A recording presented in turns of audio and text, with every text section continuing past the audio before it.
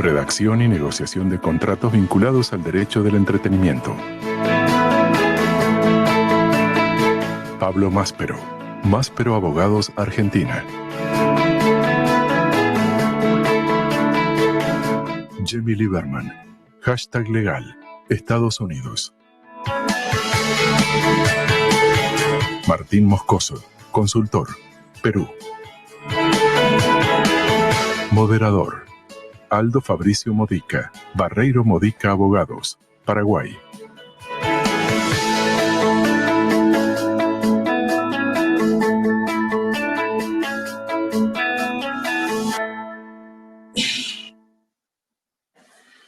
Bueno, buenos días, buenas tardes, buenas noches a todos, dependiendo de dónde se encuentren. Le damos la más cordial bienvenida al primer panel, la CIPI, de charla, obviamente panel. Tenemos un tema muy interesante con especialistas también muy interesantes sobre lo que se refiere a la redacción y negociación de contratos vinculados al derecho al entretenimiento. Un poquito haciendo una introducción, podemos decir que en la era digital el acceso a obras protegidas a través de redes sociales y plataformas tecnológicas se ha convertido en la forma predeterminada de consumo de contenidos por parte de los usuarios. Esto ha obligado a la industria del entretenimiento a reinventarse y a estructurar su modelo de negocio con base a esta nueva realidad. En este taller analizaremos los principales aspectos a la hora de redactar y negociar contratos en la industria del entretenimiento, enfocado en la industria musical, audiovisual y de marketing de influencers. Tocaremos temas claves como pagos y regalías, gestión de autores, artistas y productores, cesión y explotación de propiedad intelectual y derechos de imagen, contratos de distribución de contenidos, cuestiones regulatorias en promociones, publicidad y marketing, organización de eventos, cláusulas de rescisión, entre otros aspectos. En primer lugar nos estará acompañando Pablo, luego cederemos la palabra a Martín y finalmente cerraremos con Jamie. Me gustaría presentar brevemente a Pablo Máspero. Él es abogado argentino por la UBA, ha sido y es docente en distintas universidades de la materia, UBA, Universidad Austral, Universidad de Palermo, Universidad del Museo Social, Universidad Castilla-La Mancha, ponente en cursos de la OMPI e integra el listado de árbitros de dicha entidad. Él es, hace más de 20 años, director de Asuntos Legales de la Cámara Argentina de Productores de Fonogramas y Videogramas, CAPIF. También integró durante muchos años el directorio de ADI-CAPIF, Sociedad de Gestión Colectiva Conjuntas de Intérpretes y Productores. Él es abogado de productores de fonogramas, editoriales musicales, autores, intérpretes, managers, productores de espectáculos, lo que le ha permitido analizar el fenómeno de las contrataciones desde distintos puntos de vista. Adelante, Pablo. Bueno, muchísimas gracias, Fabricio, por la presentación y muchísimas gracias a los organizadores por invitarme a ser parte de este panel y de este evento que me honra profundamente. Bueno, nos convoca hoy la temática de cómo redactar y negociar contratos en el mundo del entretenimiento y en particular en lo que a mi presentación respecta, en lo vinculado al mundo de la música. Estaba pensando qué podría ser de mayor interés para quienes compartimos esta tarde de hoy o tarde aquí en la Argentina, para poder apreciar mejor cómo enriquecernos mutuamente. Yo les diría que me pareció interesante contarles desde mi propia experiencia qué es lo que yo creo que hay que hacer y qué creo que no es tan conveniente hacer. El primer punto que yo me permitiría sugerir, jugando con el título del panel, es que si hay que hablar de redactar y de negociar un acuerdo vinculado a la industria del entretenimiento, si bien es un consejo general, en el área particular del entretenimiento y en la música, es absolutamente esencial negociar primero y escribir después. ¿Por qué? Porque todos tenemos una tendencia natural a empezar a intercambiar drafts o deal terms y muchísimas veces no existió una conversación clara, abierta y profunda sobre qué es lo que se está acordando. Les aseguro que en el 90% de los casos, 90% de los casos, las partes no entendieron lo mismo.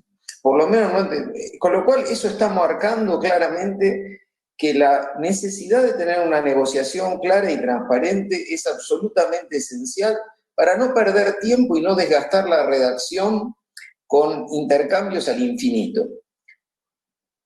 Y para esa negociación, si ustedes son los abogados o los asesores de los clientes, el primer consejo que uno le puede dar a quien va a participar es, primero, negocie, después escriba.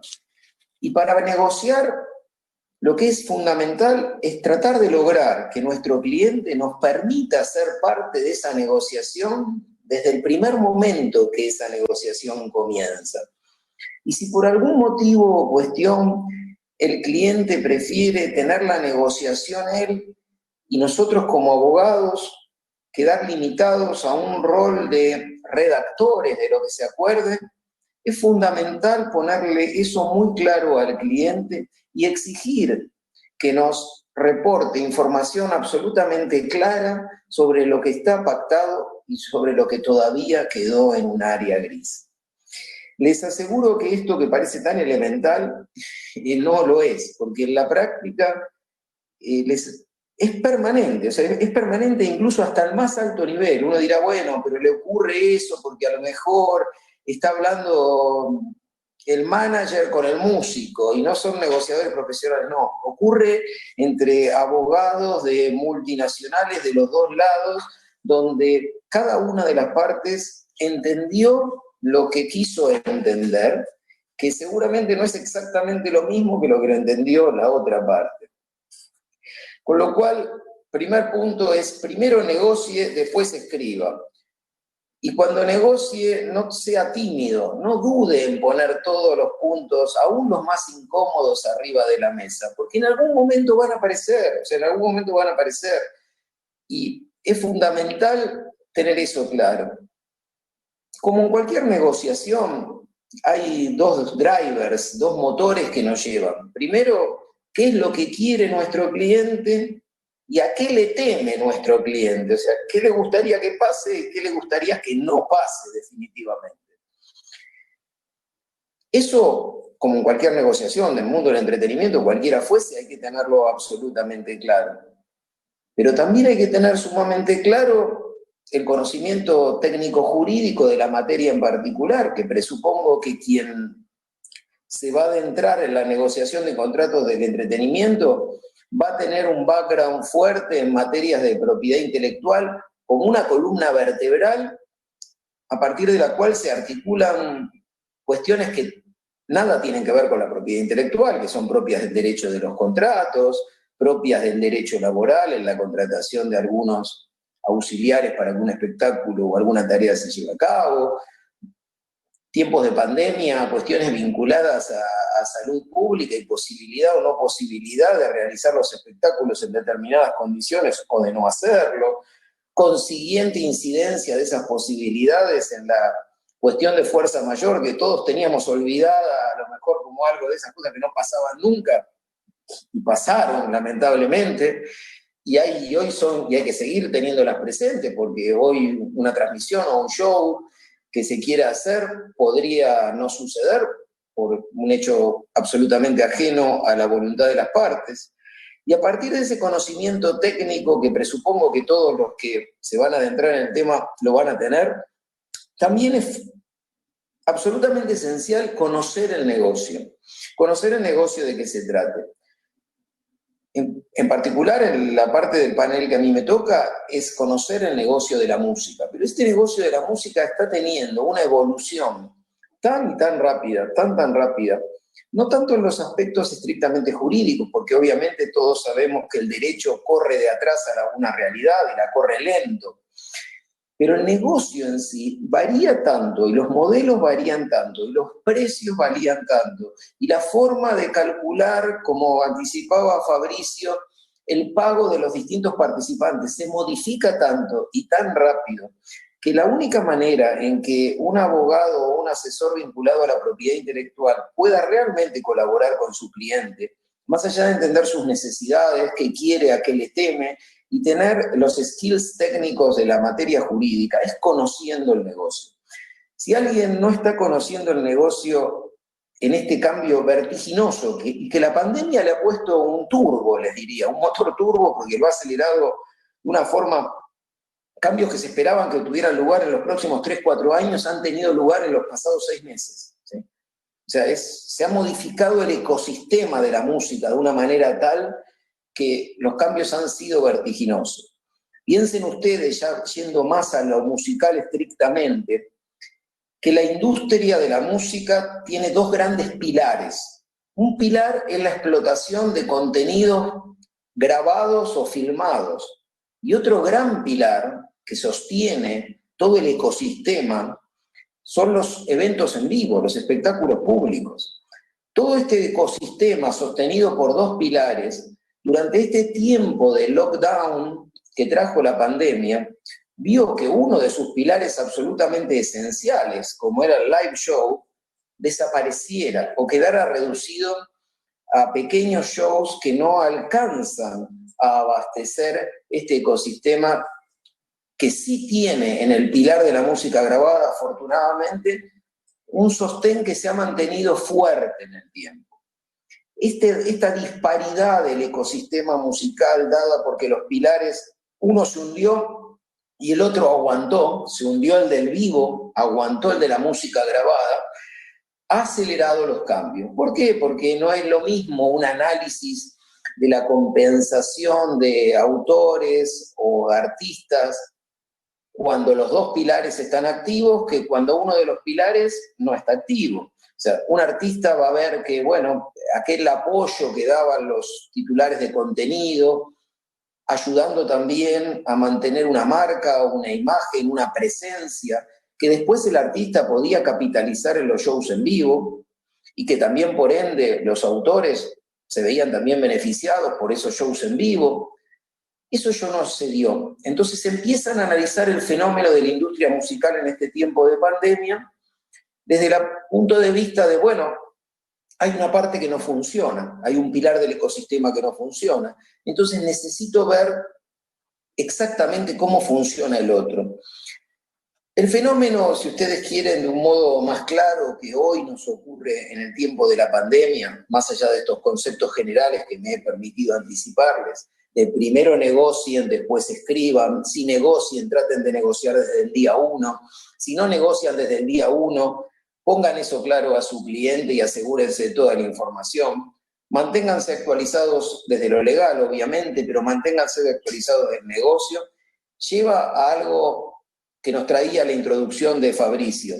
¿Qué es lo que les puede importar a ustedes hoy? ¿Cuál ha sido el fenómeno de la industria musical que creo que vale la pena detenerse 5 minutos? Bueno, un fenómeno que es exactamente el que estamos experimentando en este momento, el del live streaming, ¿sí? Si ustedes quieren ver qué fenómeno ha conmovido el negocio desde lo jurídico, porque es problemático, es exactamente lo mismo que estamos experimentando ahora. Con la única diferencia, por fortuna para ustedes, que yo simplemente los aburro con mi charla, pero no me atrevo a tocar un instrumento y a cantar.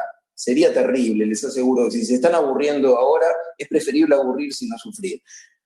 Ese fenómeno del live streaming a lo mejor es uno de los grandes y lindos ejemplos de cómo debe negociarse y redactarse un acuerdo vinculado a la industria del entretenimiento, en particular en lo musical. ¿Y por qué? Porque, bueno, mi participación aquí fue bastante sencilla, porque yo firmé un release form autorizando a que este rol simultáneo que tengo de autor de las palabras que digo e intérprete de las mismas pueda ser utilizado por ACIPI y transmitido a todos ustedes.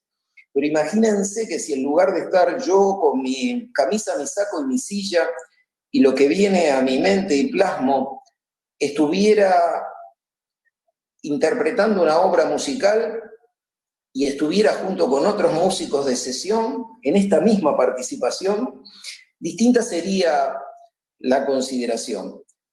Si yo les pregunto a cualquiera de ustedes, bueno, entonces, en lugar de usar el release form que firmó Pablo Máspero, firmó Fabricio, firmó Martín o Jamie para esta presentación, ¿qué tipo de contrato tendrían que hacer? Bueno, lo que primero van a tener que entender es este fenómeno. Van a tener que entender, bueno, ¿y cómo va a ser esta presentación? ¿Se va a hacer solamente en vivo, como está teniendo lugar aquí? ¿O probablemente pueda estar disponible la grabación de esta presentación? Y en su caso, ¿por cuánto tiempo va a estar disponible la grabación de la presentación? Y esta grabación de la presentación, una vez ya grabada, ¿va a ser necesariamente del organizador del espectáculo? Porque puede ocurrir que si yo fuera un intérprete musical y no un abogado aburrido, yo tuviera un contrato de exclusividad con una compañía a la cual le aseguré la exclusividad de mis grabaciones. Con lo cual voy a tener que armonizar esa exclusividad de mis grabaciones con el compromiso del live streaming, que estoy tomando como ejemplo para hacerlo más vivo. Y en ese camino es que tenemos que entender que si hay un live streaming, por así decirlo, probablemente yo no interprete obras musicales de mi autoría, sino que esté interpretando obras musicales de autores y compositores que no soy yo, para lo cual voy a tener que tener un permiso para interpretarlas, y ese permiso probablemente va a ser distinto porque involucra otro grado de derechos, si es que mi presentación, en ese caso mi show, fuera a quedar grabado. ¿Por qué? Porque en un caso habría un derecho de mera comunicación al público, más allá que hay matices de reproducción cuando se hace la transmisión, y en el otro caso definitivamente estamos en un supuesto de puesta a disposición, ¿sí? Donde otros son los derechos involucrados. Pero para yo como abogado poder saber qué derechos están involucrados, lo primero que tengo que entender es cómo es el negocio. Cuando a mí me ofrecieron ser parte de esta charla de CIPI, yo lo supe y era sencillo.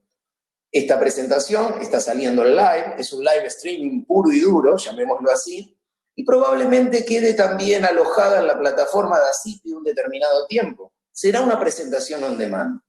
Aquí es un ejemplo sencillo, porque solamente son palabras y si las mismas calificaran de obra, cosa que no creo que tengan el estatus de creatividad suficiente para ello, yo sería el autor de mi propia obra y yo sería el intérprete de esta misma obra, y el productor audiovisual, porque acá no sería un productor musical, sería CIPI, ¿sí? Eso es muy sencillo. Imaginen lo mismo cuando yo tuviera el descaro de empuñar una guitarra, cantar, incorporar 4 músicos adicionales y hacer un set con 7, 8, 10 o 22 canciones, si fuera un show entero, por decir algo, de distintos autores y compositores.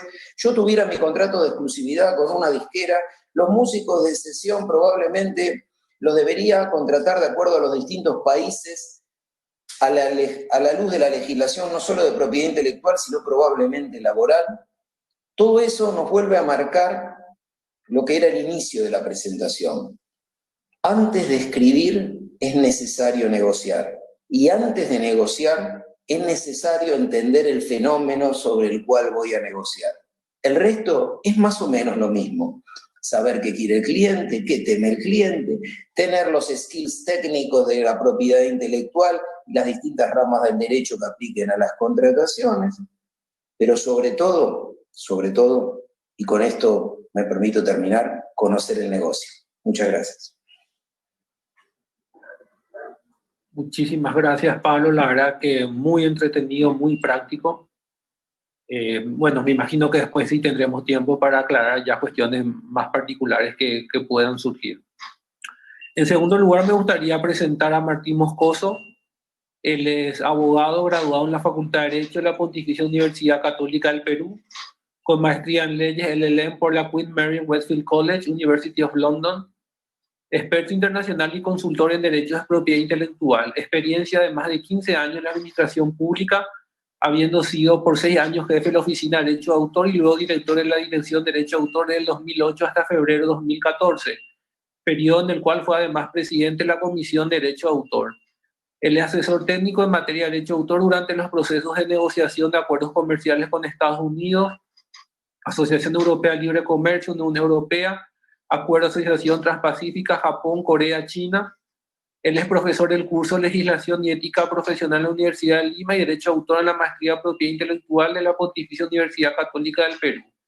Ha sido docente en cursos internacionales de Derecho Autor organizados por la Organización Mundial de la Propiedad Intelectual, OMPI. Es presidente del Comité Permanente de Derecho Autor y Derechos Conexos de la Organización Mundial de la Propiedad Intelectual con sede en Ginebra, Suiza. Facilitador de las negociaciones del Tratado de Marrakech para facilitar el acceso a las obras publicadas a las personas ciegas, con discapacidad visual o con otras dificultades para acceder al texto impreso. Ha sido consultor de la OMPI para Latinoamérica. Adelante, Martín. Bueno, muchas gracias, Fabricio, por la presentación, agradeciendo la invitación gentil de ACIPI a formar parte de este panel, lo cual me honra bastante compartirlo con Pablo, ¿no? A quien conozco y admiro hace mucho tiempo, así como pues compartirlo con Jamie, ¿no? A quien también le expreso mis saludos y mis respetos. Y entonces, en función de ello, vamos a presentar algunas pautas que serán enriquecidas por ustedes posteriormente en relación a los contratos audiovisuales. Y efectivamente, hay un terreno que tiene que ver con la intersección entre la materia de contrato general, que todo abogado seguramente ya maneja por formación básica, y los derechos de propiedad intelectual. Entonces, lo que primero quiero decirles a manera de introducción es que el mundo audiovisual, además de ser tan atractivo, ¿no?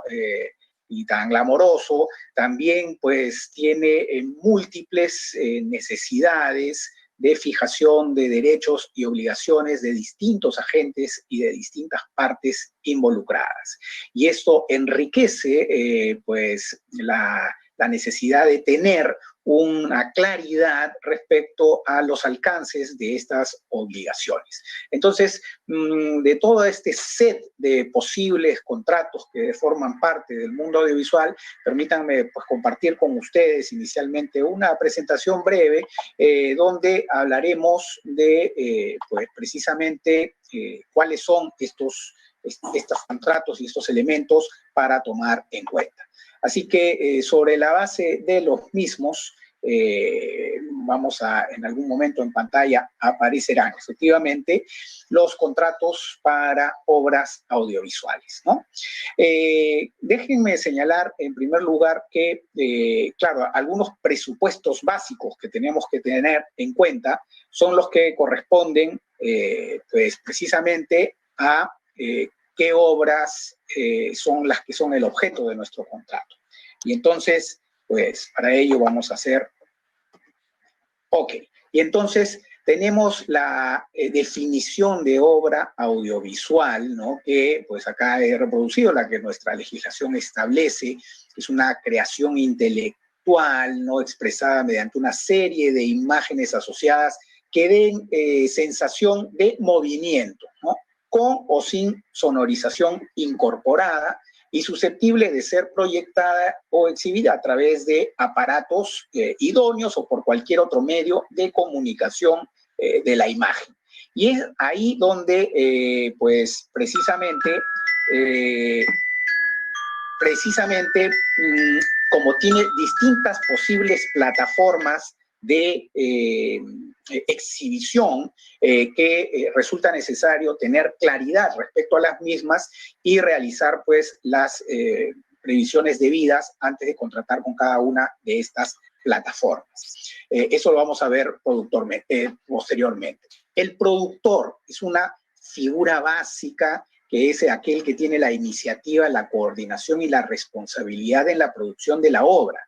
Y es tan fundamental conocer y tener absolutamente claro quién es el productor, que pues fíjense que tengo un caso a la fecha en pleno proceso en el que esta noción de quién es el productor está siendo discutida, porque pues se firmó un contrato de coproducción, pero al mismo tiempo una de las partes pensaba que estaba en realidad realizando un contrato de obra por encargo, y entonces que el productor era él en su condición de comitente, ¿no? Sin embargo, por algún motivo inexplicable, firmó un contrato de coproducción, con lo cual estaba reconociendo una cotitularidad que él no pretendía brindar en un inicio. Y bueno, la definición de quién es productor en el ámbito audiovisual es fundamental porque va a concentrar los derechos y se va a beneficiar de presunciones que le van a facilitar la vida cuando se generen disputas y también en la explotación normal de las obras audiovisuales que requieren pues amplias facultades. Entonces, la noción de productor es importante, vamos a volver a ella posteriormente. Bueno, definiciones como videogramas que se utilizan y que están un poco ya desactualizadas, ¿no? Cuando se determinan las fijaciones audiovisuales o los soportes materiales donde son estas contenidas. Otra noción que es importante es que en algunos casos se denomina que la obra audiovisual está hecha bajo la figura de la obra colectiva, donde, pues, ustedes saben, hay creación de varios autores por iniciativa bajo la coordinación de una persona, en este caso normalmente jurídica, que la divulga y publica bajo su dirección y nombre. Y también, obviamente, ahí ejerce la titularidad quien tiene este rol, ¿no?, de productor en la obra colectiva. Normalmente estas obras audiovisuales están incluidas expresamente en la normativa, en casi las legislaciones de la región. Lo que sí puede variar, y esto es un elemento muy importante a tomar en cuenta, es quiénes son los coautores de las obras audiovisuales. Acá sí hay cierta variación. Hay legislaciones que tienen un set básico. Por ejemplo, en el caso de la peruana se incluye al director, al autor del guión, al autor del argumento, al autor de la adaptación, en caso se haya realizado una adaptación, el autor de una obra preexistente, en caso de que se considere pues una obra derivada, ¿no? El compositor de la música especialmente creada para la obra, fíjense, también es considerado coautor, el dibujante en caso de películas de animación, ¿no? Y todos estos aportes, pues, son tremendamente relevantes porque si bien vamos a ver que existe una presunción de cesión de derechos en favor del productor de todos estos autores o aportantes, que es muy relevante para facilitarle al productor la explotación de las obras, pues dependiendo de quién sea nuestro cliente, ¿no? Que es posible que nosotros prefiramos que exista derechos y obligaciones distintas a las que serían consecuencia de la aplicación de la presunción de cesión exclusiva, además de derechos.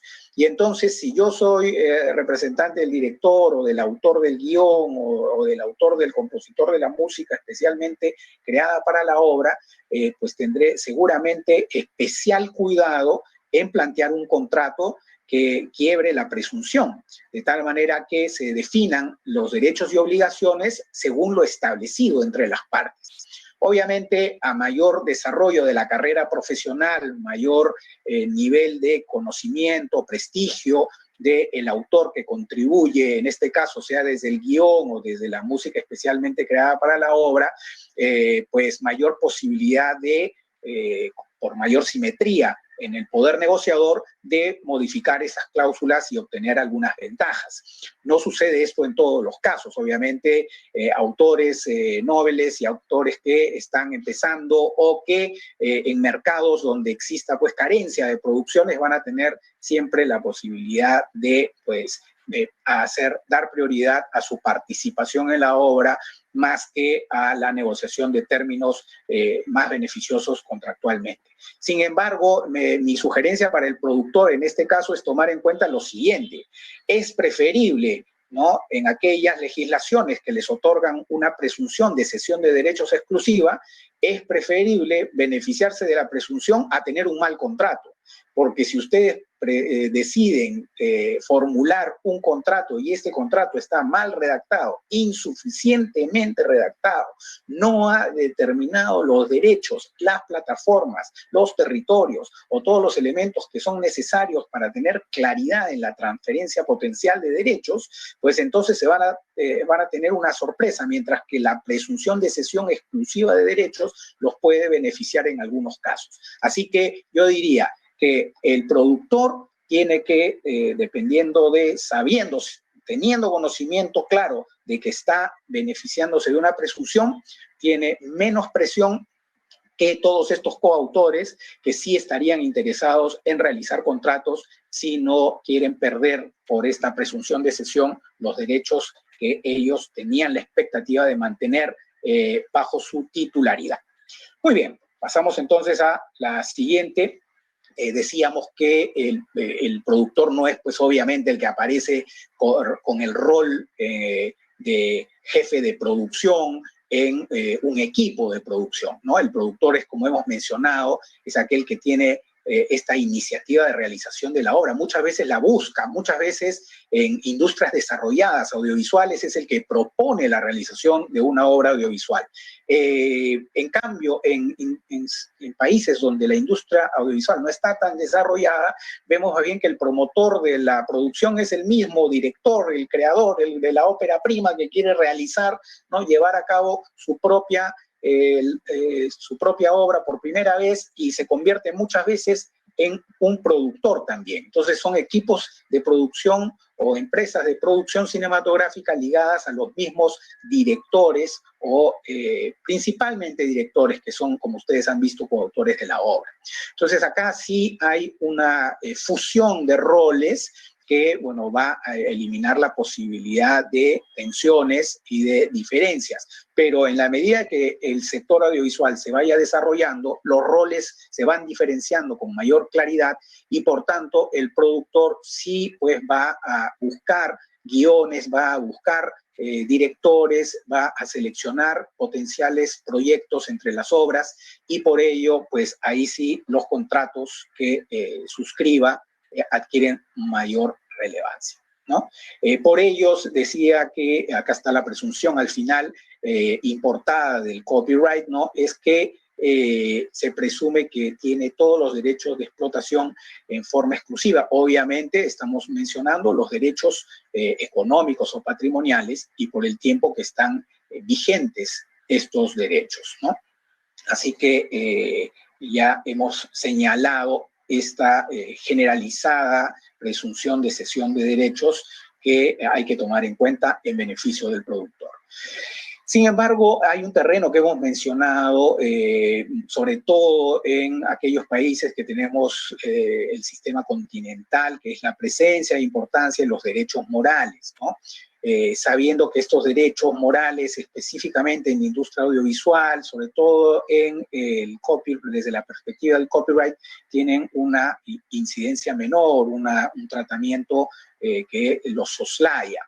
En cambio, en el sistema continental son más relevantes y, bueno, acá hay que tomar en cuenta que el director puede ejercer estos derechos, ¿no?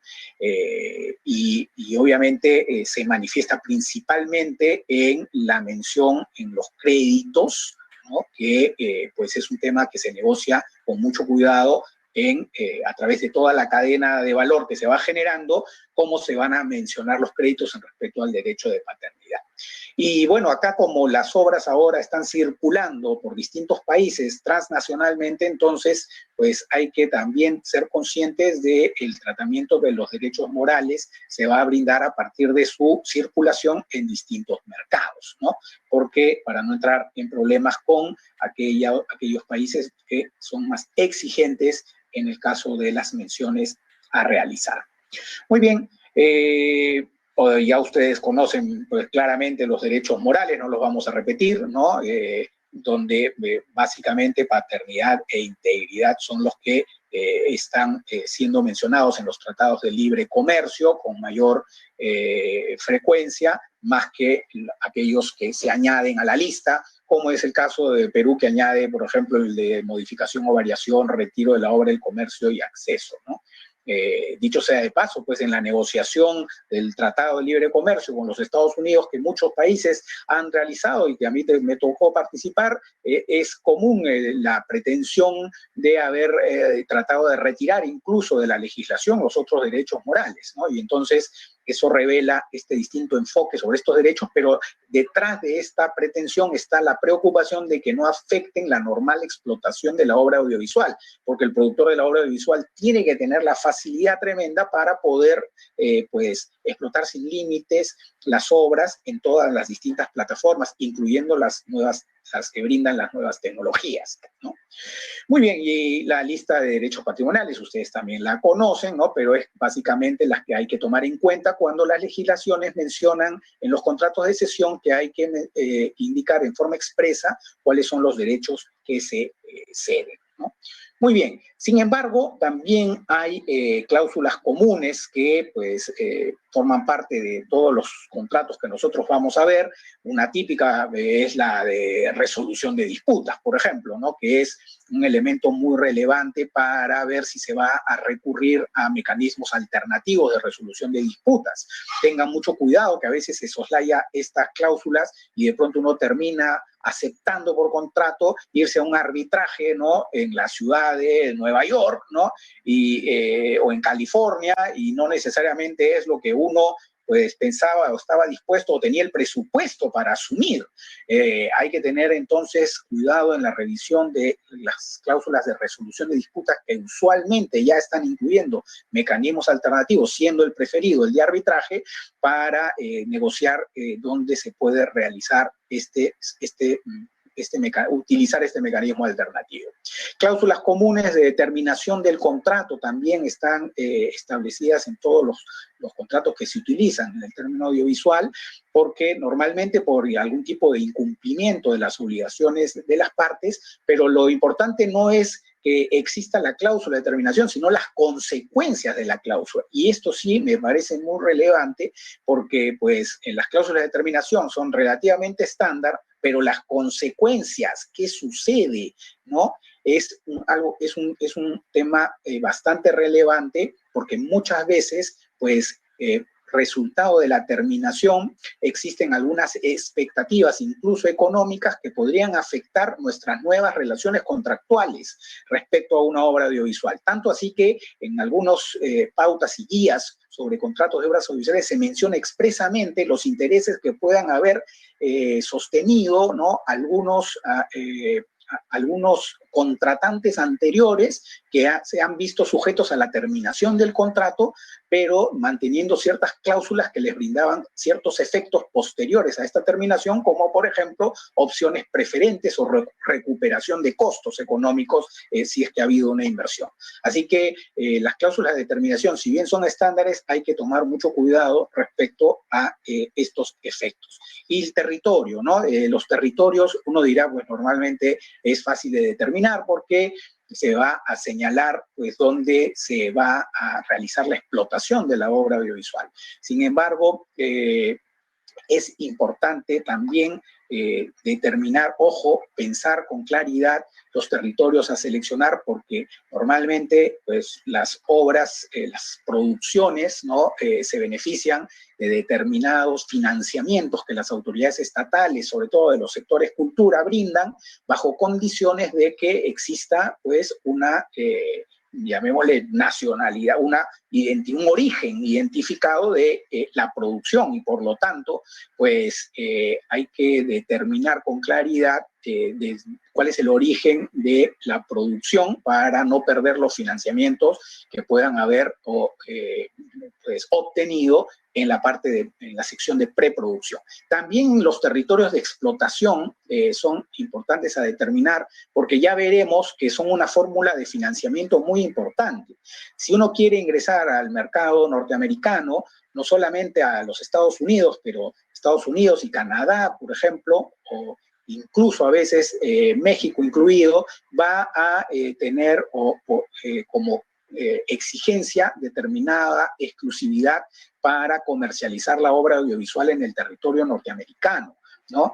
Y si uno ha suscrito con empresas de coproducción previamente, pues que no va a haber restricciones o zonas geográficas que se vean excluidas de la posibilidad de explotación o de compartición de beneficios, entonces uno de pronto se encuentra con un problema, ¿no? Porque ha determinado que va a distribuir ingresos de determinado sector y cuando el dinero no alcanza para cubrir la producción y se va de pronto ingresando en zonas geográficas o territorios relevantes o importantes, se encuentra uno con actores que le van a pedir exclusividad de comercialización. Entonces, el tema del territorio tiene que tener previsión de que solución anticipada de estas diferencias con la finalidad de lograr posibles futuros financiamientos y al mismo tiempo satisfacer las expectativas de aquellos que han confiado en nosotros o en los directores, como por ejemplo los financistas, ¿no?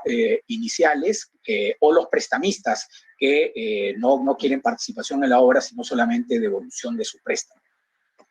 Muy bien, entonces, entrando a terreno, si nosotros hacemos una adaptación, ¿no? Que es normalmente una frecuente forma de realizar las obras audiovisuales con gran éxito, que es buscar las obras literarias que han tenido ya un sonado éxito o que ya uno conoce por ser lector o por medir la lectoría, qué impacto puede tener en la audiencia potencial. Entonces pues se piden los derechos de adaptación de la obra preexistente. ¿A quién? Al autor, al novelista, si es una novela, no al autor del cómic, si es un cómic, un historietista. Pero en esos casos la autorización del autor tiene pues que tener dos opciones, ¿no? La primera es la licencia y la segunda es la cesión de derechos. Esta dicotomía es fundamental para aplicar en el terreno de la obra audiovisual, porque ustedes saben con mucha claridad que la licencia simplemente permite determinados usos, mientras que la cesión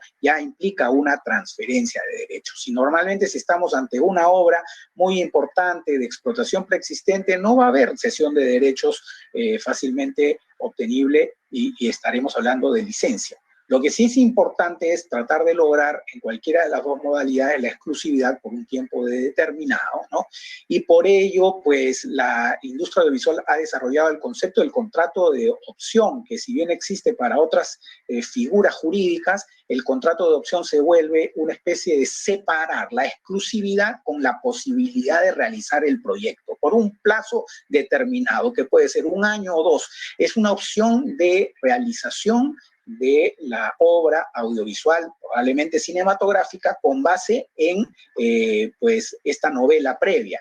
Y esa opción permite la búsqueda del financiamiento, lo que pues no se logra en todos los casos. Entonces sí es posible que el contrato de opción no concluya en la realización efectiva de la obra. Eso es una realidad, porque no todos los directores obtienen, y las películas obtienen el financiamiento completo para hacer en el tiempo estimado la película. Y por eso muchos contratos de opción caen, y cuando caen, es ahí que pueden incluir cláusulas de recuperación de costos o de tener cierto interés en la posibilidad de una renegociación, extensión del contrato de opción, ¿no? O incluso la posibilidad de, pues, ser preeminente en una suscripción posterior de un contrato de opción. Este contrato es muy interesante porque normalmente la industria nos invita a que no sea simplemente una cláusula, un contrato simple que diga me das la exclusividad para realizar a futuro la obra audiovisual, sino que ya contenga negociada los términos y condiciones del contrato de cesión de derechos en caso la obra audiovisual se realice, de tal manera que si la opción se ejecuta, ya los términos contractuales de esta efectiva realización o ejecución de la opción están negociados y por lo tanto se vuelve pacífica la posibilidad de pasar de la opción a la realización. Así que es un ejercicio jurídico muy interesante tener el contrato de opción con todos los términos y condiciones planteados para, pues, hacer realidad la obra audiovisual según lo planificado, ¿no? Y más bien lo problemático es qué sucede en caso no se realice la obra, y ahí pues se sugiere siempre la inclusión de cláusulas que señalen, por ejemplo, la posibilidad de recuperación de ciertos costos, ¿no? Con los ingresos futuros de la obra audiovisual, o la posibilidad de distribución de el riesgo en caso pues no haya sido exclusivamente responsabilidad de una de las partes, sino también, por ejemplo, del escritor. Porque ustedes saben que cuando se realiza una adaptación no es que se traslade automáticamente la obra a el guión.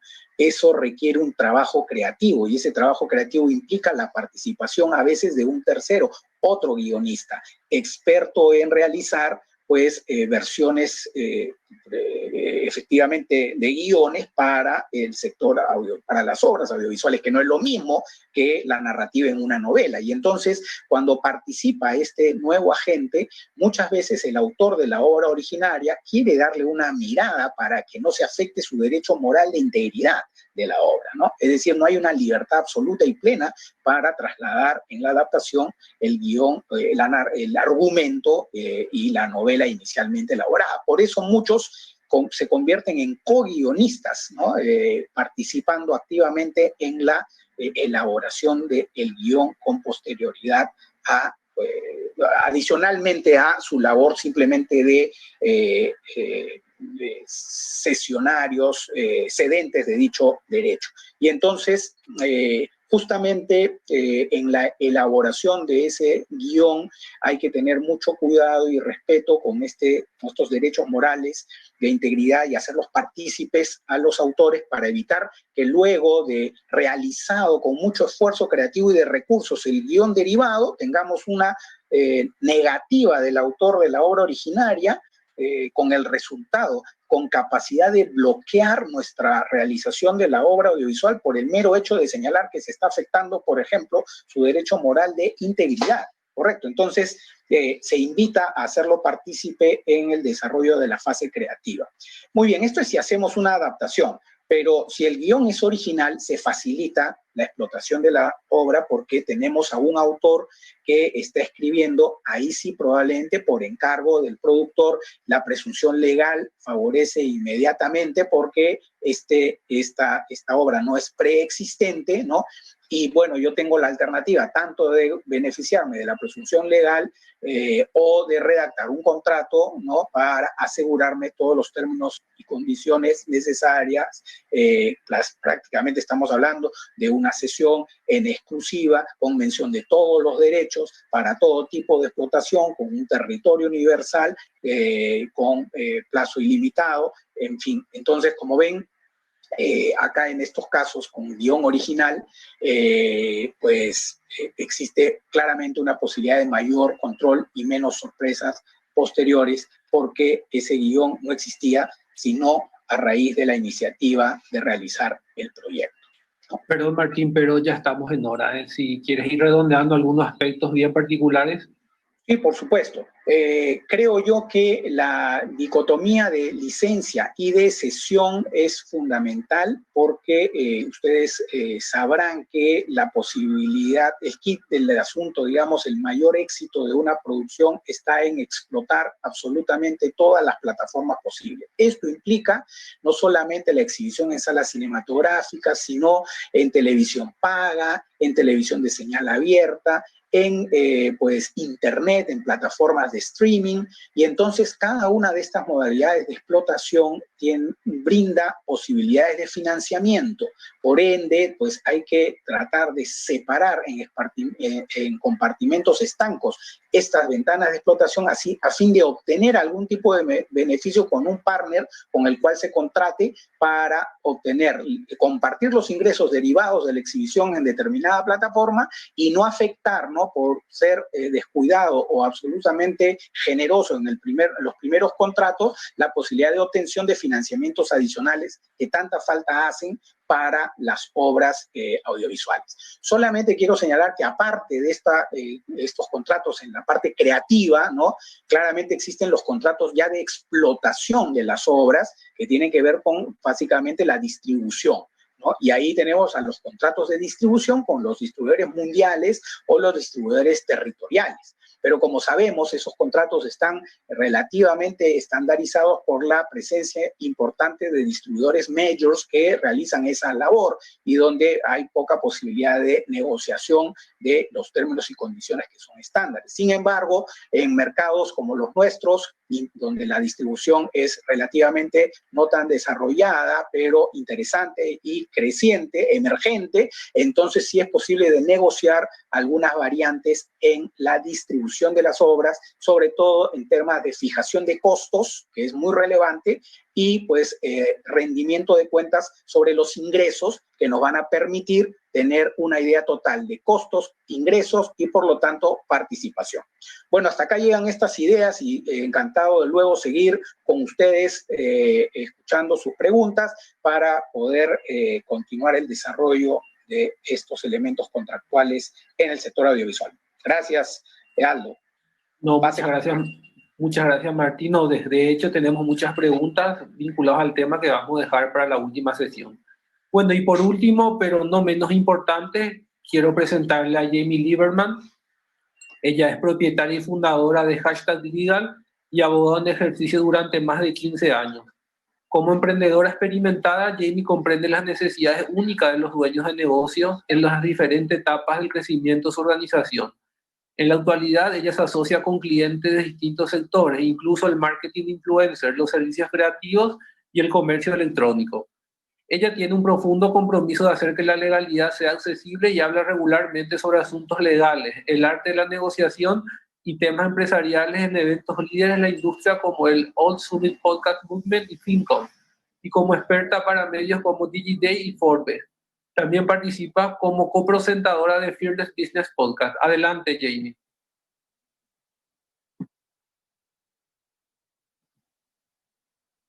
Please go ahead, Jamie.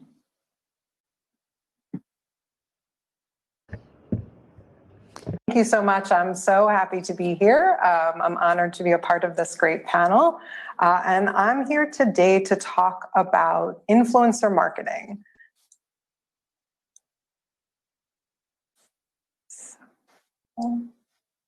So drafting and negotiating entertainment agreements from the perspective of influencer marketing is a little bit different than what we've heard, but I think it's an important thing. A little bit about myself. I have run a law firm in the United States called Hashtag Legal, and I've worked in the influencer marketing industry for the last 7 or 8 years before the term influencer was even used and individuals were just creating content. So I've seen the drastic changes in the industry. It's much newer than many of the other industries you've heard about. I'm also on the board of directors of a nonprofit organization called the Influencer Marketing Association, which is committed to the ethics of influencer marketing. So many of you may be asking, why are we even talking about influencer marketing? It's such a new field. Muchos estamos pensando por qué estamos hablando del marketing de influencers. Yo ya hablé un poco del el marco de lo que significa la industria de los influencers en la negociación de contratos con respecto a todas las partes involucradas. El marketing de influencers está creciendo radicalmente. El año pasado era una industria de $8 millones. Este año ha pasado a $20 millones. Es algo que no va a desaparecer. Esto está surgiendo como espacio de entretenimiento y es muy diferente en el área de la música y de otros talentos, porque el mercado de influencers es único en el sentido de comprender por qué se utiliza en nuestros contratos. No es como publicidad común, no tiene que ver con las ventas comunes, tiene que ver con enviar un mensaje de toma de conciencia y conocimiento de una marca o un producto. Los influencers tienen control sobre sus comunidades y un buen influencer sin duda va a brindar un auspicio o va a brindar servicios a efectos de generar confianza en su mercado. Por lo tanto, comprender qué es el marketing de influencers es importante para las consideraciones legales. Vamos a hablar también de las partes involucradas, de las consideraciones de los contratos y también de la comprensión de que yo sé que no todos ustedes están en Estados Unidos, pero voy a intentar ser lo suficientemente general. Las diferentes partes que se consideran cuando se analiza un contrato de marketing de influencers tiene que ver con los influencers mismos, puede ser cualquiera de las plataformas. El influencer es la persona que habla directamente con su comunidad y los influencers pueden generar todo tipo de influencia. Pueden ser mega influencers, que pueden, por ejemplo, como los Kardashians, que son quienes tienen los canales más amplios de comunicación, pero que no están tan comprometidos con sus propios seguidores. Luego tenemos aquellos que tienen de 100,000 a 1,000,000 de seguidores y después los más pequeños que tienen de 1 a 1,000 seguidores. Las definiciones cambian todo el tiempo, no hay muchos estándares en este sentido, pero esto nos da una idea de cómo las personas incluyen los diferentes tipos de medios y eso va a generar una influencia en los diferentes tipos de acuerdos que hacemos. Los otros dos tipos de partes que participan son las marcas que se conectan con los influencers para que envíen mensajes.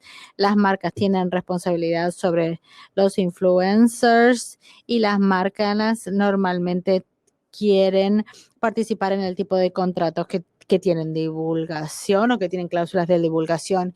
Y el otro son las agencias, los intermediarios, que normalmente son agencias en relaciones públicas y a veces son agencias de talentos, porque a medida que el mercado de los influencers crece, está comenzando a trabajar con el mercado de talentos, específicamente representando a los influencers.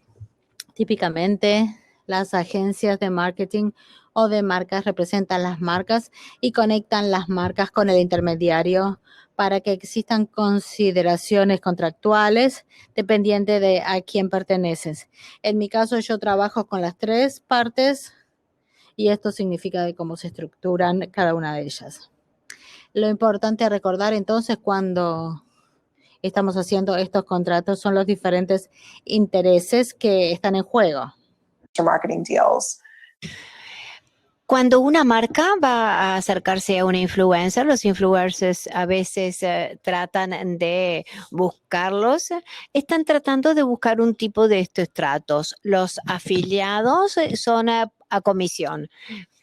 Por ejemplo, uno va a postear sobre un producto y el influencer va a ganar una comisión según las ventas realizadas. Esto probablemente sea el trato más sencillo. En general, se definen las condiciones. En especial, bueno, según se define por la cantidad de dólares, eso hay que negociarlo y el influencer tiene que aceptar. También hay algunos tratos que son híbridos, de los que hablaremos. El más común son los tratos de contenido patrocinado. Se crea de esa manera contenido de patrocinador que y el influencer, y voy a entrar después de las disposiciones de esos contratos, pero técnicamente hablando, el influencer es dueño del contenido que se crea y va a compartir la licencia con la marca durante un determinado tiempo o no, depende de cómo lo negocie la marca, para un cierto tipo de exhibición. Y como yo decía, hay diferentes intereses. Las marcas pueden querer tener lo más de propiedad intelectual que quiera y los influencers quieren mantener lo más posible porque quieren que se les pague por ese tipo de usos. Esos contratos de contenido patrocinado en general son cortos, a veces son un mes, no necesariamente es una experiencia a largo plazo y habitualmente tiene que ver con el lanzamiento de un producto o el lanzamiento de una nueva marca. Y estos son más fáciles. Pueden ser altos, es muchos dólares. Puede ser $50,000 por un único influencer en TikTok, de manera que pueden ser cifras importantes para un video muy cortito que no lleva mucho tiempo crear, pero fundamentalmente los contratos de patrocinador son de los más sencillos. Las embajadas son otra forma y son a más largo plazo. Los embajadores en general son 6 meses, 1 año, son contratos que implican relaciones más exclusivas. Uno puede tener disposiciones de exclusividad o de no competencia si uno es un embajador. Eso es algo que hay que pensar y es una relación a largo plazo que en general se prolonga varios meses, si no 1 año. Algunas veces desde la perspectiva de la marca se pueden poner algunas cláusulas por ejemplo, si el influencer viene en una cuenta de Instagram y postea algo sobre su día, está diseñado de manera que los seguidores de ese influencer tengan contacto con la marca. Y aquí es muy importante el comportamiento, en particular para las marcas que tienen preocupaciones sobre la ética o la moral. A algunos no les importa, pero a muchos sí. También la creación de contenido, que es cuando la marca es dueña, es un trabajo a pedido y están los acuerdos de voceros. Hay muchos influencers que lo hacen también a pedido. Y en YouTube, una marca puede ponerse en contacto con un influencer para una razón en especial. Por ejemplo, yo tengo un cliente que hizo un video en YouTube y una marca de maquillaje quería usarlo para sus avisos. Entonces, no tenía que hacer nada nuevo, era simplemente utilizar eso que ya estaba hecho y se hace un acuerdo de licenciamiento. El tipo de disposiciones contractuales son importantes. Aquí enumeré algunas, pero voy a hablar solamente de algunas cosas, pero con todo gusto contestaré preguntas también.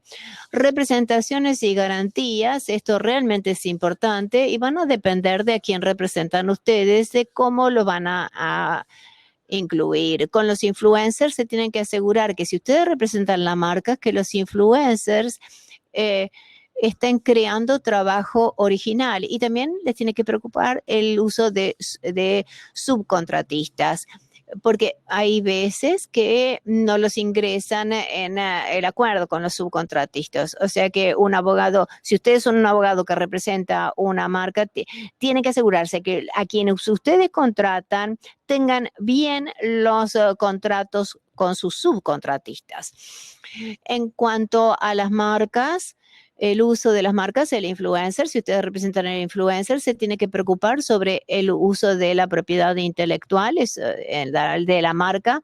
Tiene que asegurarse de que la marca sea dueña de la propiedad intelectual y de los materiales, porque las marcas no solamente dan marcas registradas o logotipos, sino también activos que son materiales de marketing. Entonces, como influencer, usted tiene que asegurar que cuando están posteando eso, la marca tiene que tener los derechos para permitirles a ustedes que lo posteen.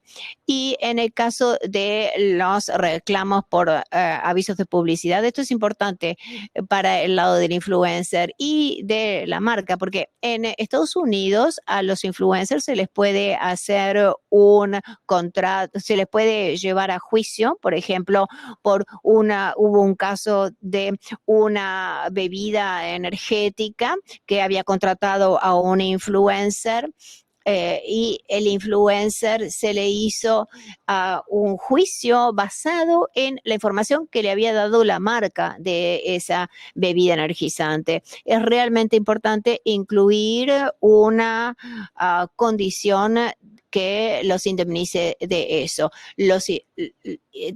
En ese caso, tiene que asegurarse de cubrirse. Los pagos, en general lo que sucede es que la marca quiere pagar al final y el influencer quiere que le paguen al principio. Desgraciadamente a los influencers muchas veces no se les paga y desgraciadamente en el caso de las marcas los influencers no crean lo que se supone que tengan que crear. O sea que hay una tensión entre los dos y es a menudo que se hace una tarifa fija, se aplica una tarifa fija y el alcance de los verticales, bueno, eso lo podemos hablar después y eso es fundamental en los contratos para ambos lados. Y la razón es que ustedes fácilmente pueden excederse del alcance de los dos extremos. En los entregables, por ejemplo, hay que poner si es un posteo en Instagram o 2 historias o el número de revisiones, si la marca es capaz de revisar las versiones del contrato. Ustedes tienen que incluir qué es lo que se permite, si es qué revisiones se permiten, si es una revisión completa, con cambios completos, de manera que eso es importante incluirlo.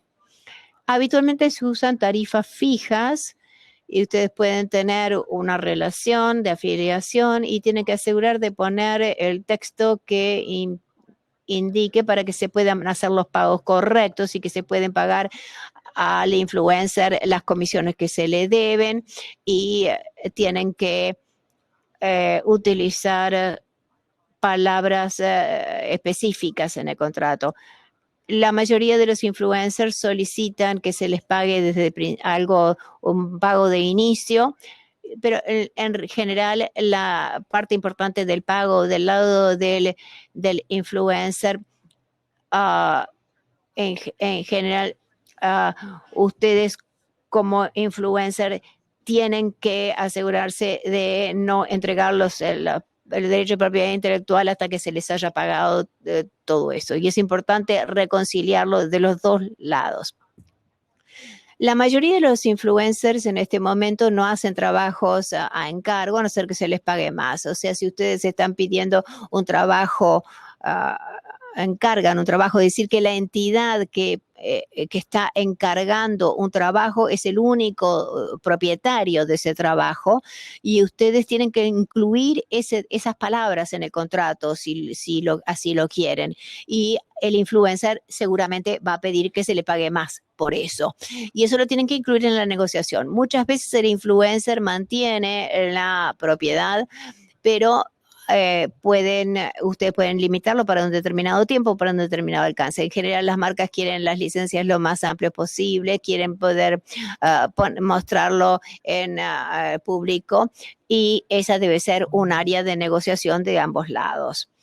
La exclusividad es otra área que muchas veces se negocia y es importante considerar y es importante definirlo correctamente. Cuando estamos hablando de cómo es la exclusividad, habitualmente es la marca que le dice al influencer que no le permiten trabajar con la competencia o durante un determinado tiempo o que pasa un determinado tiempo. O sea que es importante saber quiénes son la competencia. Yo tuve un caso hace un par de años donde la cláusula de exclusividad decía alimentos de desayuno y fue muy discutido sobre qué es, por ejemplo, si la pizza es un desayuno en Estados Unidos, entonces ciertamente eso es algo que las cláusulas de exclusividad tienen que ser muy claras, viendo bien qué es lo que se excluye. Por ejemplo, porque tienen que poder definir, el influencer tiene que saber qué es lo que se le permite y qué no. Luego, un influencer puede en sus páginas web pueden tener, tienen que dejar bien claro que si no incluyen todo esto pueden tener una discusión en un cliente. Yo representaba una marca, por ejemplo, y no se incluyó eso. La terminación también es importante en estos contratos, dependiendo de la duración del contrato. Hay muchas marcas que quieren tener la capacidad de terminar en cualquier momento. Y en particular si ustedes representan a una agencia, porque a veces las agencias pierden los clientes y algunas veces las agencias también cambian de dirección. Entonces, si están cambiando de la dirección, la agencia quiere más flexibilidad y a menudo, entonces, los marcas pueden querer hacer una rescisión del contrato y tienen que poner las cláusulas de la rescisión, y ese es otro de los puntos negociables. Las cláusulas de moralidad es otro ejemplo. Por ejemplo, es importante en el caso de los embajadores, es importante que si ustedes son un cliente como marca, tienen que tener unas ciertas pautas éticas, y hay muchos influencers que hacen muchos diferentes tipos de contenido, y ustedes como marca tienen que establecer bien claramente cuáles son las cláusulas de moralidad y las tienen que definir claramente. Las cláusulas de moralidad son difíciles de hacer cumplir, y algunas veces lo que yo interpreto como moralidad para otro tiene otro significado. O sea que esas son algunas de las disposiciones de las disposiciones de redacción de los contratos.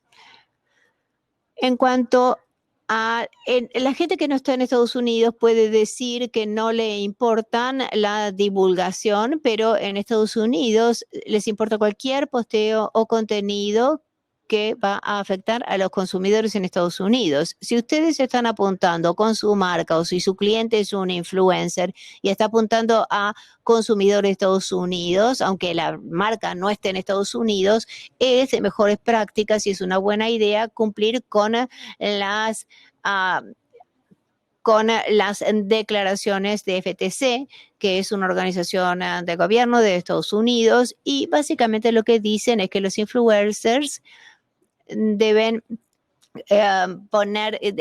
declarar claramente y conspicuamente sus relaciones. O sea, si ustedes tienen una conexión de importancia monetaria o por empleo, familia, si están intercambiando servicios. Yo tengo un cliente, por ejemplo, que una marca le dio una cocina que valía $50,000. Entonces, eso es monetario y ustedes lo tienen que declarar, y eso es importante, particularmente si ustedes representan una marca que tiene sus empleados ustedes tienen que declararlo. Y eso puede ser en cualquier lugar que estén hablando sobre eso. Pueden ser en los diferentes canales de redes sociales, y cada uno tiene sus diferentes requisitos. Por ejemplo, las historias de Instagram, eso tiene que estar en la imagen. En YouTube lo necesitan tanto en la descripción, pero también lo tienen que decir varias veces en el video, dependiendo de cuánto dura, pero es importante que quede claro y bien evidente. No hay subestándares. Tiene que quedar claro a prácticamente cualquiera que lo esté mirando, ya sea que sean muy conocedores de lo tecnológico o no. Y tiene que estar si ustedes, por ejemplo, están haciendo un tag en una marca, antes de que el usuario haga clic en esa marca, ustedes tienen que declarar su conexión con esa marca. Por ejemplo, en las redes sociales ustedes pueden ver algunos párrafos grandes con un hashtag. Bueno, tiene que estar separado para que sea fácil, tiene que estar en un texto separado, tiene que usar también lenguaje claro y sencillo. Es importante que ustedes lo miren si tienen un cliente que en Estados Unidos. Si ustedes desarrollan contenido para los consumidores americanos, tienen que cumplir con esas declaraciones de interés. Bueno, muchas gracias por escuchar. Sí, efectivamente tenemos algunas preguntas también. Si quieren hacerlo, pueden escribirlo ahora. La primera pregunta que tenemos es, creo que fue durante la charla de Pablo, pero también podría ir vinculada a todos, que dice, dentro de lo que mencionan sobre la no ejecución contractual o incumplimientos contractuales debido a la pandemia, ¿han visto un aumento en los litigios en la industria, en especial aquellos de carácter transfronterizo? Si pueden ir respondiendo a las preguntas como en el orden que desean. Muchas gracias. Hola, ¿me escuchan?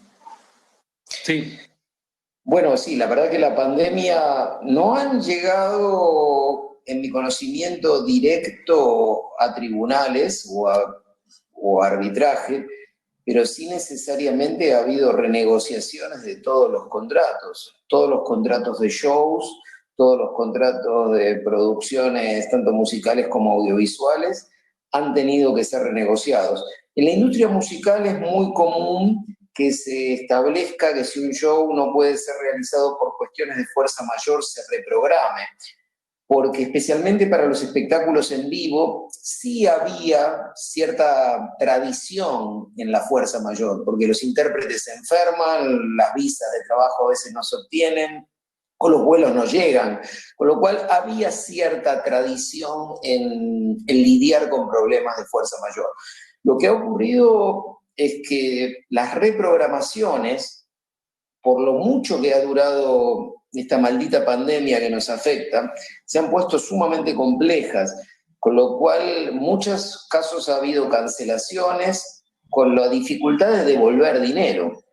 Y no hemos visto tanto el problema en Latinoamérica, pero sí he visto que, en particular en Estados Unidos y en el Reino Unido, muchísimos pleitos con relación a la definición de fuerza mayor y si la misma incluía el lockdown por pandemia.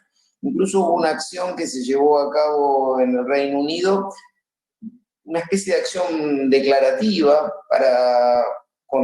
contra una formulación estándar de las pólizas de seguro, que los aseguradores sostenían que no cubría la cancelación de shows por pandemia, y obviamente los organizadores de shows sostenían lo contrario. Con lo cual sí, el problema evidentemente ha aparecido, se ha intentado renegociar, pero la prolongación de la pandemia anticipa que muchas renegociaciones no van a ser posibles y tal vez muchos casos terminen en tribunales de justicia o arbitrales, y eso fue lo pactado en los contratos. Bueno, si me permiten continuar, ¿no? Señalar que en la industria audiovisual también ha sucedido algo similar, es decir, debido a la obvia repercusión de la pandemia que implicaba, por ejemplo, restricciones en las salidas a filmaciones, uso de locaciones, incluso participación de gente que se encuentra en situación de vulnerabilidad por la edad, ¿no? Que ha sufrido restricciones de movilización. Todos estos elementos han generado claramente postergaciones de las fechas de producción, principalmente en la etapa de producción, aunque en algunos casos también en etapa de preproducción se han generado también problemas debido a la restricción de movilidad.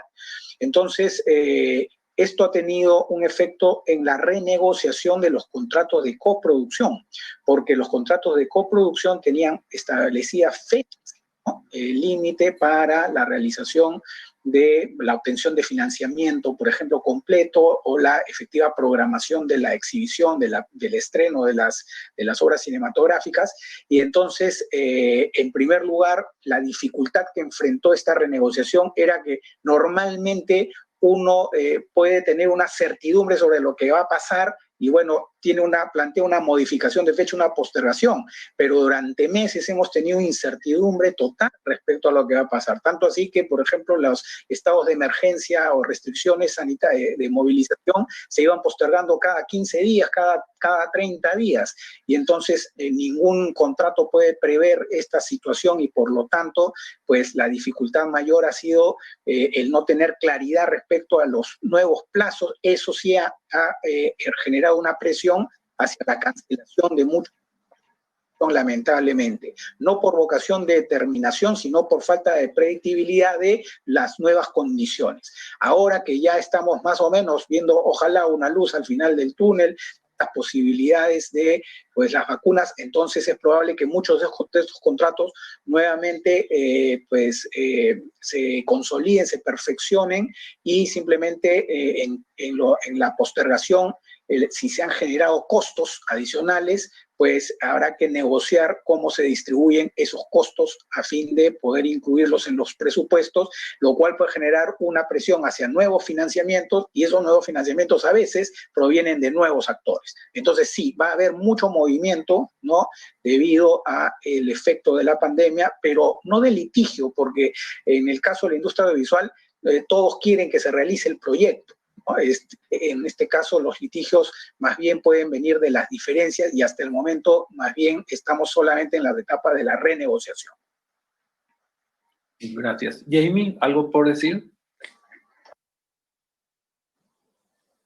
From the influencer space. Desde el punto de vista de los influencers, no ha habido tanta litigación todavía. Hay mucha litigación en Estados Unidos, no tanto todavía desde el punto de vista de los influencers, porque básicamente tiene que ver solamente hasta ahora con la renegociación de los contratos.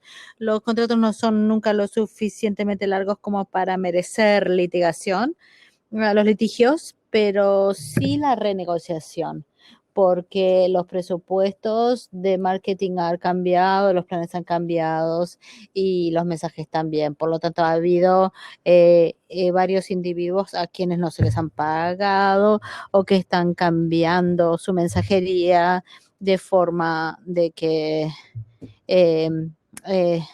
para comprender los nuevos mecanismos de la pandemia en sí. Muchas gracias. Negociar las regalías en las diferentes industrias. Creo que Jamie se refirió a esto, pero nos gustaría escuchar la opinión de Pablo y de Martín. Bueno, antes de hablar de las regalías, creo que corresponde establecer que el capítulo general es el del precio, ¿no? O sea, ¿cuál es el precio o remuneración por el aporte de un determinado participante?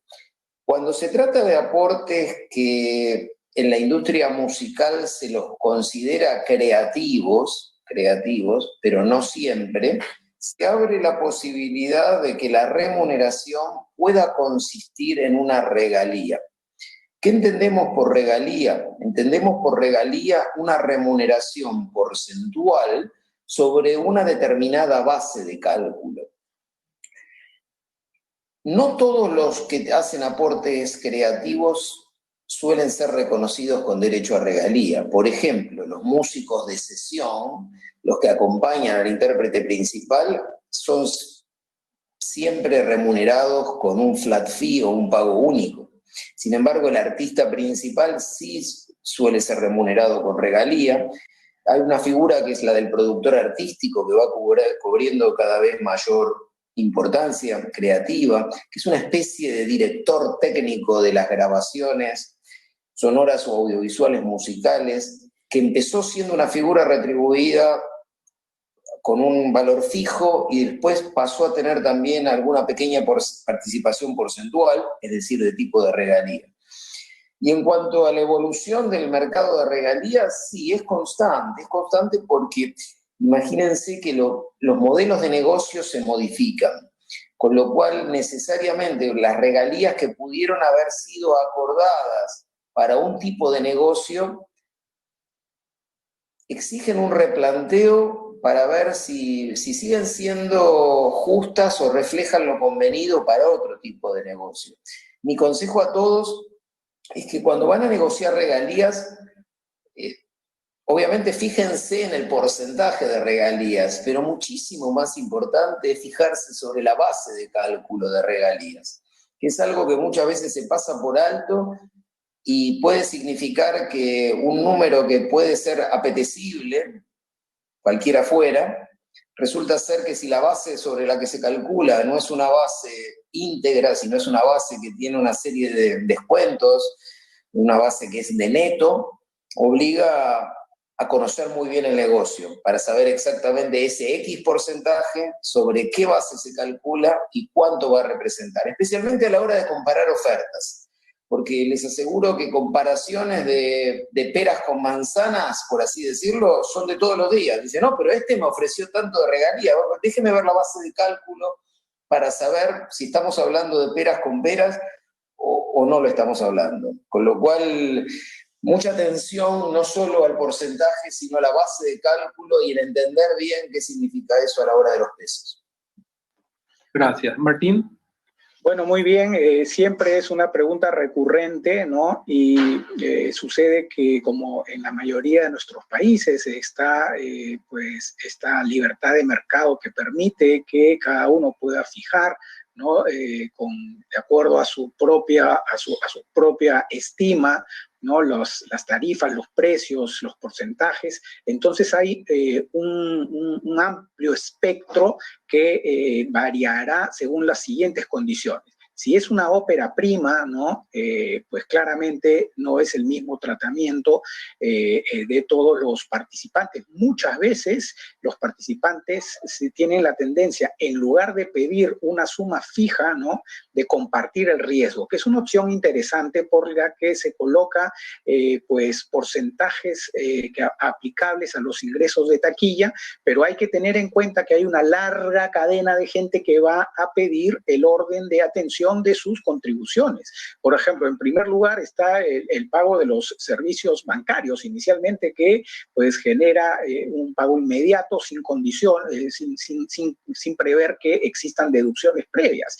Luego está claramente el pago de los distribuidores, que los distribuidores también tienen una inmediatez en el negocio de la exhibición y van a aplicar este porcentaje. Con posterioridad a los distribuidores ya vienen probablemente los otros participantes en materia también de propiedad intelectual, siendo los autores quienes tienen un porcentaje mayor de participación probable. Entonces, en las óperas primas muchas veces se omite el pago previo con la posibilidad de compartir el riesgo. Cuando las producciones ya no son de óperas primas, sino son de medio presupuesto, con posibilidades medianas de éxito, entonces ya se fijan montos compartidos, montos fijos, y luego la aplicación de un porcentaje, de tal manera que pues uno obtiene un mínimo que considera apropiado para brindar el servicio creativo, y luego el resto es de acuerdo al éxito que pueda tener la película.